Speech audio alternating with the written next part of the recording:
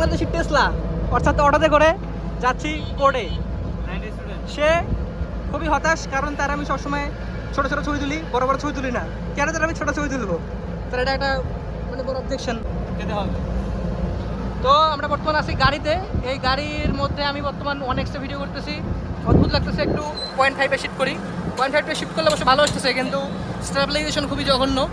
যাই হোক, আমরা এই জায়গাটা যে ক্রস করতেছি, এই জায়গার নাম কি? এই জায়গা চিনি না, নাম জানি কেন রাস্তার মধ্যে। যাই হোক, এই জায়গার নামই জানি না। আজকে ওয়েদার খুবই জোস।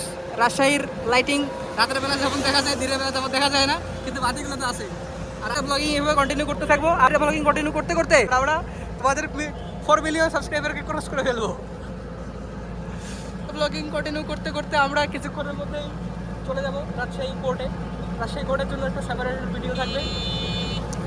আর আপাতত আমরা রাস্তার মজা নিতে নিতে যাচ্ছি। সামনে আমার আরেক বন্ধু আছে, সাথে অটোওয়ালা মামা আছে। সামনের ভিউটা খুব একটা ভালো দিতে পারতেছি না, 1x একটু শিফট করি। 1x শিফট করলে কিছুটা দেখানো সম্ভব। তবে দিন শেষে এই ছেলে একটা ছোটো ছোটো কাটা ভিডিও করার চেষ্টা করতেছে। সে কিছু মেমোরিজ রাখতে চায়। সে ফেসবুকে ছবি আপলোড করে না, কিন্তু তার ছবি ফুল ছবি তুলতে হবে, কারণ সে মেমোরি হিসেবে রাখবে। যাই হোক, এই কথাগুলো বলতেছি শুধুমাত্র ভাইরাল হওয়ার কারণে, কোনো মন খারাপ করার কিছু নাই। আজকের মতো বিদায় নিচ্ছি, সবাই ভালো থাকবেন। আসসালামু আলাইকুম।